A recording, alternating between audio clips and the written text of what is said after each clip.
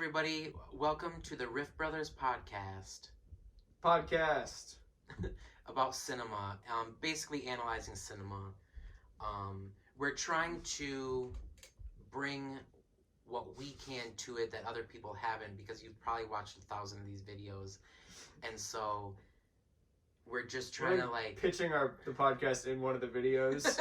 Yeah. So our intention is... Well, if people are new, this episode 2, so if people are new, they have to know what they're kind of getting into. So we are trying to do something new, we plan on gaining a lot more fans with this one, so we plan on same old being lots of new people. Because a lot of people do the same old video analysis. We're trying to actually bring something new to it, so it's not for nothing. So don't worry. Okay.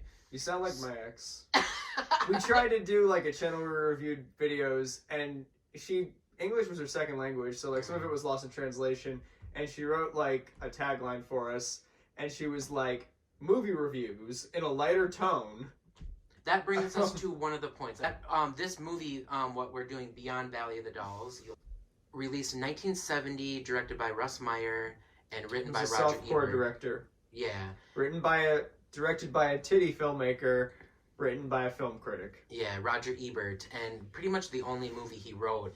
And it's amazing because as a film critic, he's very aware of the analysis of films. So it's clearly a movie made by an analyzer, because he's analyzing the times as they're going through them. The Manson murders just happened, they put that in there. Yeah, the movie depicts the hippie era, but it wasn't an era he was actually familiar with, so it is written from the perspective of somebody who's writing them as they were caricatures or exaggerations of what hippies and rock bands were at the time. Yeah, so it's a parody of hippies and the youth culture of the time as it's going on, and you never see stuff like that, and that's why it's an amazing movie. It's also a direct kind of riff on the original Valley of the Dolls, which this movie, which is not an official sequel, but it is a movie that is trying to piggyback on what was intended as a serious movie and then became known as a camp movie, and then they made Beyond the Valley of the Dolls, which is a film that is a comedy, but riffing on a movie that was taken very seriously just a few years ago. Yeah, and it's crazy because usually Hollywood does the opposite, where the other random filmmakers get the rights from the studio to do part 2, and which the original filmmakers could care less about. Mm-hmm. So the studio gives it to part 2, and it's usually a crappy commercial movie that is just made completely for the money, and the studio has no problem with that because they don't have any artistic integrity. They just want to sell it. So they basically, what the studio was doing was with that movie as well, but they were actually giving it to real smart filmmakers and writers, which hardly ever happened. Because before that, Russ Meyer had done a lot of smaller independent films, and Roger Ebert, when he wrote a retrospective of this film, he had compared it to, the day they let the inmates overtake the asylum or what have you. He's like, they gave a good amount of money to a softcore director, and they let him, who had been a well-known film critic but had never scripted a screenplay, write the story. So it was an opportunity not a lot of folks had within the studio system at the time. And the movie is a little bit racist because it was made in 1970, so you're always going to find those Me Too, Black Lives Matter moments in old movies. Well, no, because of those movements nowadays, people are very aware of that stuff. What are the Black Lives Matter moments in this? You know what I mean. Because that movement's going on now, people are very aware of old we're aware of stereotypes, sexism, and homophobia that happens in old movies. People are more aware of it now. Yeah, but I wouldn't call it a Black Lives Matter movement. I would say it's a moment. I would say that, given what we know about representation now, there are characters that seem stereotyped, but but what's interesting is that they were actually trying to be progressive with race in this movie. They were making fun of what is typically the type of roles given to black people, a little bit, people, and they're making fun of that whole thing. And they give a lot of the black characters in this movie white stereotypical roles just to play with that.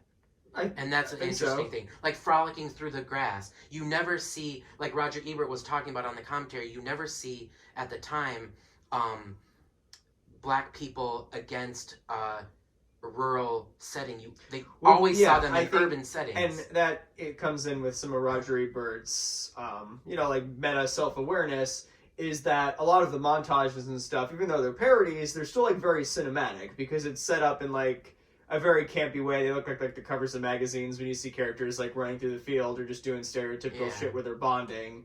Yeah. It's all very self-referential to genre movies. And now that I'm thinking about it, you did see a lot of black people in rural settings, but they were always slaves. This is the one time they're not being slaves. I wouldn't say it's the one time. Well, no, but it's rare. Beyond the Valley of the Dolls actually broke the glass ceiling. right. With black people being depicted in fields. Right. I don't know. It's funny. My god, that's the first funny thing we've said. Yeah. There's an amazing moment in the movie where a girl goes up to a jukebox and starts dancing alone, and she's completely doing this unironically while she's talking business with that one guy who seems like a star. That's the star of the movie.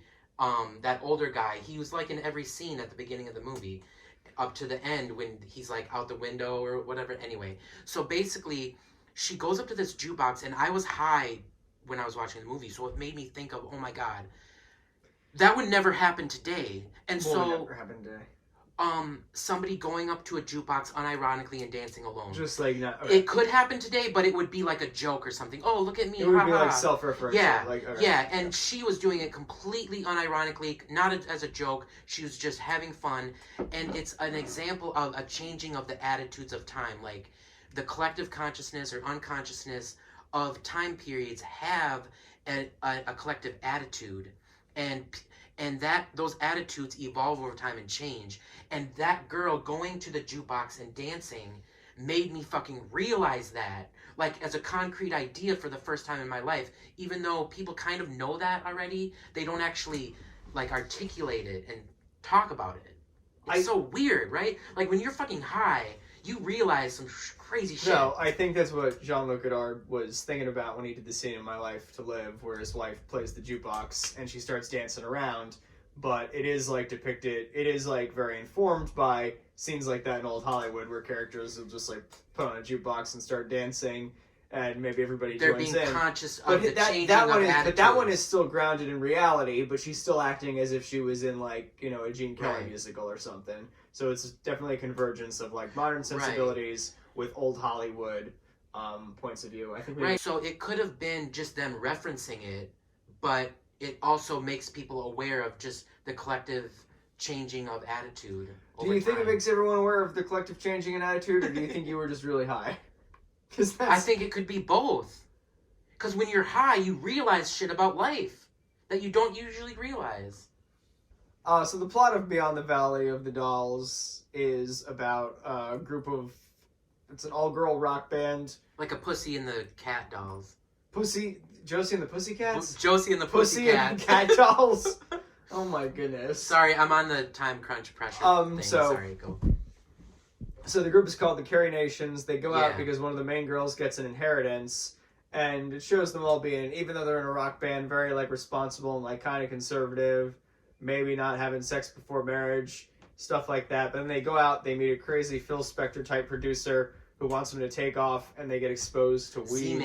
Z-Man. Who turns out to be trans. Yeah, who turns out to be trans. No, this is not... Oh, sorry.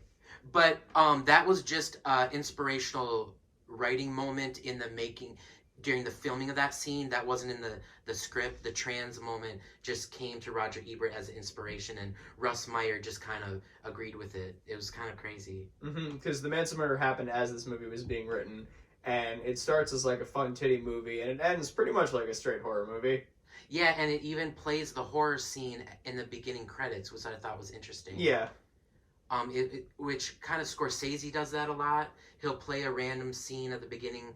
From the movie at the beginning? Yeah, like, I think Raging Bull and Goodfellas does that. Yeah. Tarantino obviously plays with timeline, yeah. And freaking Roger Ebert was doing it before everybody. with his one movie, which is crazy. He didn't do more. He was supposed to write a movie for the Sex Pistols, I think. That's right. That movie didn't. The Baby Doll, what it's called? Bambi. Here, I'll make one point with they're having sex on the beach, not drinking it, they're actually having intercourse on the beach. Which actually, she was just like massaging him or whatever. It's a lot of dry humping, but then... yeah, it's because it's a 1970 movie. Well, you don't see full penetration, but there is a lot of fucking. They're basically... It's insinuated sex. Well, we can run over 20 minutes. The girl in that scene, one of the main girls... She's one of the porn stars. She's not one of the main girls. Yeah. The guy starts as one of the main boyfriends. And yeah. But anyway, the point is she quotes Freud in this scene, and it's amazing. She quotes Freud and says, if you take the guilt out of sex, then nobody would have sex.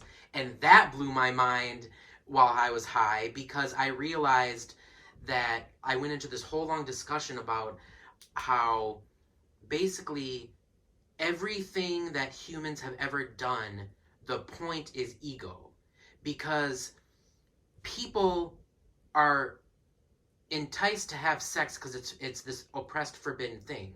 So it's not that people really want to just like be bad it's not that people are necessarily horny and want to have sex. They actually want to be bad and like do this forbidden thing because what's this oppressed, forbidden thing?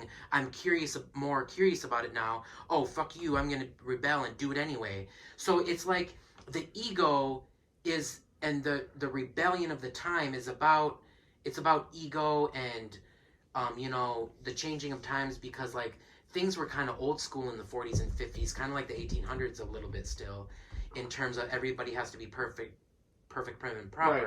But after World War II and the atom bomb, and everybody's like, well, we could fucking die in a war, we could fucking die by the atom bomb. Let's go out in our fucking motorcycles and start the Hell's Angels, because the world could end. Down. No, seriously, that is the theory as to why the times changed in the 60s and why there was a revolution. Because everyone was aware. Because everybody was like, holy shit, this could all go downhill. Let's just do what we fucking want. But wouldn't you say the movie Beyond the Valley of the Dolls might still be kind of conservative, though? Because... everything's relative, right? But the authentic, like, displays of affection in this movie with the two lesbians is also still depicted as, like, being kind of negative. Right, because everything's a product of its time. It's like the collective consciousness of the time was sexist, racist, and homophobic, down to the trans scene. How does that play into? So, how does it play? Do you think it plays into the Freud theory, being that sex for ego is inherently harmful? I was just reading into it in terms of just baseline being high, and it triggered thoughts about other things, like if you take the guilt out of sex, nobody would have it. Basically meaning, everything is because of our ego. It's not because people are perverted sex fiends. Humans are humans. But I think that makes it right. But I think that reading of it kind of justifies the idea that the two lesbians who get together, who I think are depicted as being one of the more like grounded relationships, it's still depicted as like, not that there could be love between two gay people, but that it's the two lesbians getting together as an act of ego, and they're kind of punished accordingly. Oh, wait, how were they punished? Because they both get shot in the face. Holy shit, I don't remember that. Yeah, the two lesbians get together, and it's a really nice lesbian scene towards the end. I remember one of them does get shot very graphically in the mouth. Puts a gun in her mouth, and the way like the movie fetishizes the violence might like upset some people too. You see a person get shot like in the face. This is definitely one of Quentin Tarantino's favorite films. And you see, a gun barrel, a gun go into somebody's mouth, and like blood shoot out of their nostrils when they get their fucking brains blown out. I didn't know the other lesbian died. I'm pretty sure they both died. Okay. Well, right, because they had that whole code of the times, like if you do something bad, you have to pay for it. Did they still have that in 1970? That I'm sure it wasn't still a thing, but it was kind of maybe in a cultural sense. Yeah. Yeah. That's crazy because, whoa, what the fuck? I'm fucking bleeding. Yeah. Dude. Where am I bleeding from? To bleed around me in 24 hours. What if that's like symbolic of like what we're discussing? No, I don't think so. Okay. We got like 4 seconds I'm reading into All right, what's let's happening. wrap up this take. Yeah, so what are your takeaways? My takeaway is that even though it's a parody and it's a little bit on the nose, it's still very cinematic in its own way, and it comes from two very, on paper, different minds in the world of film. And also, if you're a fan of horror movies, the end makes it worth saying, I think. My takeaway is I thought it was amazing that Russ Meyer turned out to not be a Me Too casting couch director. Well, he was actually very professional. Stereotypically, people would think that of him, but he completely wasn't. Yeah. And all the women make a point of saying that in the commentary and in the behind-the-scenes documentary. Well, they say he's actually like very conservative and I think they say it because they realize that people would probably think he'd be a casting couch director because they all have big tits. No, he wanted people to be very professional on set. He didn't want people like running around fucking each other either. Yeah. It's very fascinating. All right. Thank you. Okay, Greg, did you have more about the movie to add? I think we should talk more about the actual style. You're right. What is the style of the film? It's very well. We were talking about it being self-referential, and a lot of the montages that you see are references to, stuff like escapist movies from the 50s, like Douglas Sirk movies, high-end melodramas, and there's lots of montage, not just of the character, not just of montage. Yeah, there's montages of the characters like going from one place to the other, or there's montages where there's a musical cue, and then you'll see kind of like all the characters superimposed to like really literally insinuate how characters are drifting apart or coming closer. And even though it's sort of played in parody, it definitely comes from Roger Ebert's sense of knowing a little bit about film history, and it comes. I mean, that's true, but I would say that's more Russ Meyer playing. Well, his movies too. His movies are very playful like that. Right. Yeah. And also like his movies also feel like very heightened, like Americana-y. Yeah. Almost like kind of like rural like cartoons. Which reminds me of the movie The Loveless. Is very much like that. It's very Americana classic style. But like kind of heightened and yeah, a little bit heightened, but in a different way. Like yeah, I would say Roger Ebert is more contributing, like the actual story and dialogue, and Russ Meyer is playing with the film. Yeah. Filmically, I mean, maybe Roger Ebert had some visual. Well, I think there's a lot of minor characters, and everybody in the movie, even though the movie's goofy as hell, does a really nice job of having all these little individual story arcs for all the characters. But all of them do feel like these like goofy, it's very complicated, heightened, actually. Morality plays. Yeah, you'll definitely watch this and forget what the main plot is moving forward. But it kind of doesn't matter because at the end they do this amazing thing where they explain everything. Where they just wrap everything up, and that feels like a very like I don't know, like moral. I'm trying to feel like what that is even specifically referencing. Actually, it's funny when I was watching the commentary. Roger Ebert was very surprised about it as well, that because Russ Meyer wrote it and everything, and added it himself, and he was saying that it was because Russ Meyer was so used to doing, these skin flicks, because he thought that Roger Ebert said Russ Meyer didn't do porn because he didn't want to get in with the mob. And I thought that was a metaphor, but that was literal. Oh, interesting. Because the mob did the porn theaters. That's why he did, skin flicks. Yeah, and so, right, because he liked the idea of playing with sexuality, but his films are actually very not the cliche sexual films of the time. They were very, like the females were the aggressors and stuff like that. He was original. Yeah. And so anyway, he wanted to play with sex as a theme for his films, but that since it was taboo at the time, in order to get away with it and not be considered a porn film and play in a real theater to try to make money, was you had to do some kind of morality explanation.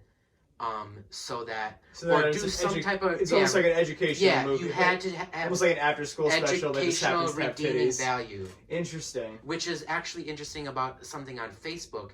On Facebook, you can actually have like a cartoon image of a penis if it's in the context of a joke.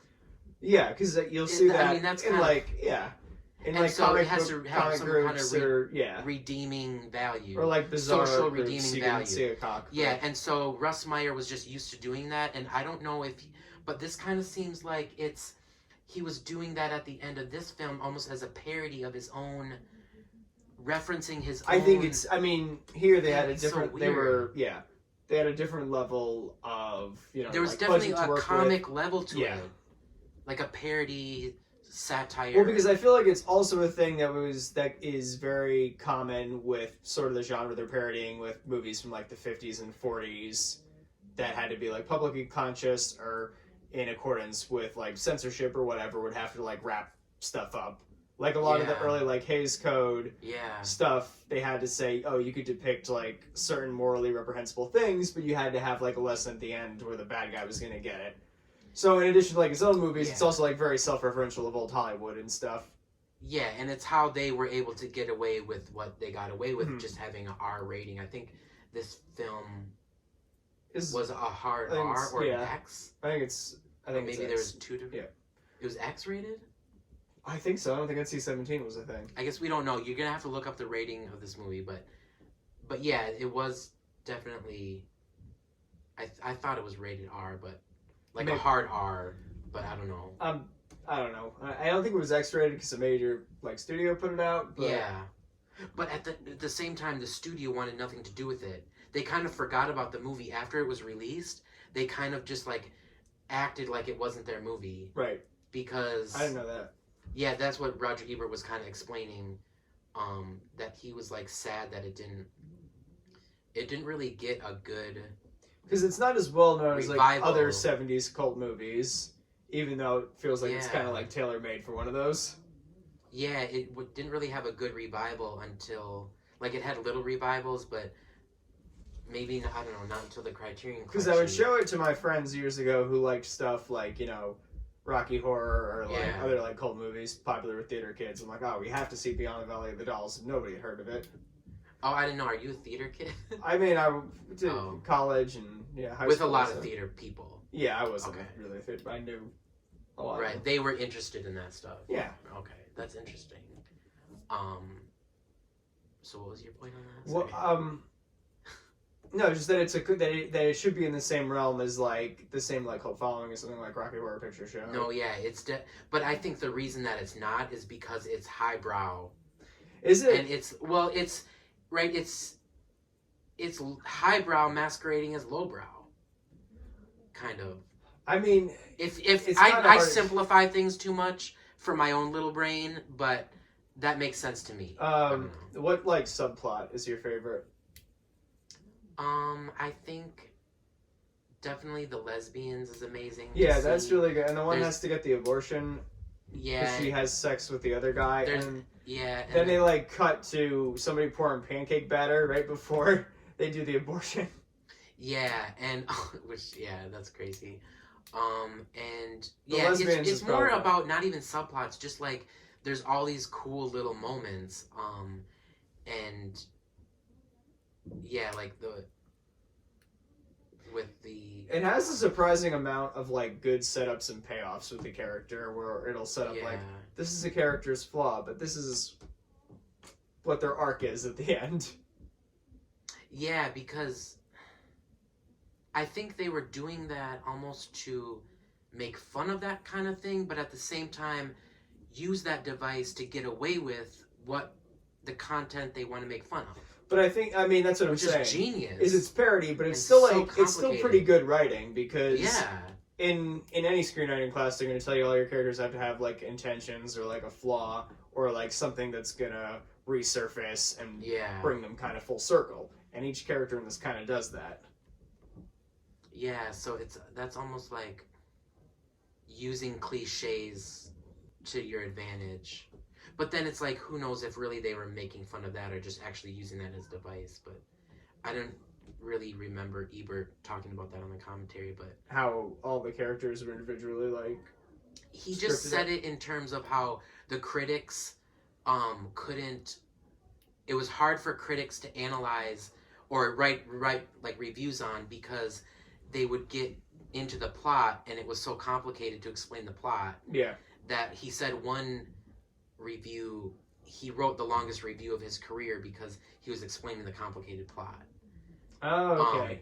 And that, in terms of that, that's kind of all he said about that kind of thing. Interesting. And then the whole wrap-ups at the end, right, explaining everything, which he said was completely Russ Meyer. Right. Which, because it shocked him kind of, and kind of puzzled him at the time, but he does appreciate it now. Right. Which was interesting, yeah. I wonder what critic that was that wrote the really long review. He says it in the commentary. Oh, that'd be interesting to look up. Yeah. And yeah, it's just because he's writing the plot, which I guess a lot of reviewers did, but it's kind of pointless because it's like you don't want to give away the movie. You just want to tell people if it's good or not. Like, because I think it's fun, and I think it is hard to review, because I think even as like a straight comedy that's supposed to be a parody, I don't think like it's like laugh out loud like funny where like all the beats hit. I feel like in an attempt to be like parody, it kind of just like becomes its own thing. Yeah, and I'm not the kind of person who goes to look at like old reviews unless I'm gonna read like a Pauline Kael book or something.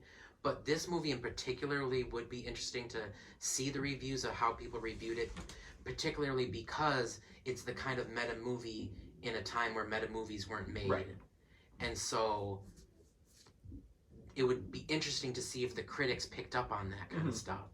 The satire, the referencing, the making fun of. I think they did. I think some things. People just thought. Yeah. I think because there were some reviews that also just didn't think it wasn't successful or wasn't like funny enough. Yeah. And I agree, but I don't also think it's like meant to be like a laugh out loud comedy. I think it's supposed to be like very heightened to the point of just kind of being weird. Yeah, and not to like be all negative, but like this is kind of a thing I always like talk about in terms of how the average audience is stupid and not gonna think about all that kind of stuff. I'm not and endorsing it does this part. Go on. Right. I know, it's annoying, but I have to say that most people don't appreciate the, you know, higher intellectual side of things, and they just see the surface. This is very on broad. a lot of things. Well, no, but it's true though. Like, right, which is why the movie might not be successful, because people are dumb. Yeah, they just see like a wacky comedy, which on the surface it is a really crazy, kind of stupid wacky comedy. But when you look past that, it's an amazingly intelligent. Yeah, I think so.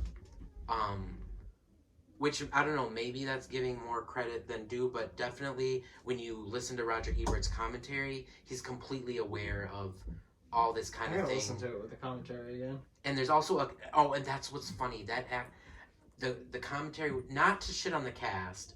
Mm-hmm. The cast is great, but their commentary is 100% opposite of Roger Ebert's. Mm-hmm.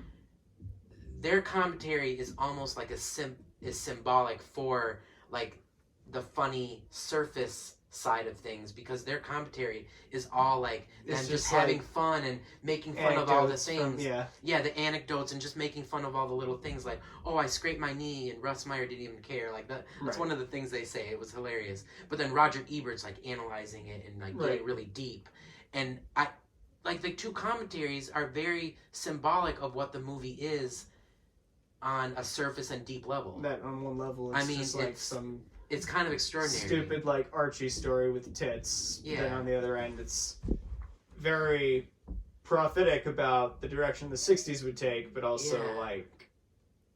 Which is so funny, because I'm sure they obviously didn't plan it that way, but the two commentaries are just very symbolic of what the movie is. Interesting. It's really amazing. I don't know why my alarm didn't go off. I'm pretty sure we're out of time. And that's just an accident, but it makes sense because they're just the actors and he's the writer. So it makes sense that those are the two perspectives they would have. All right. So thanks, everybody.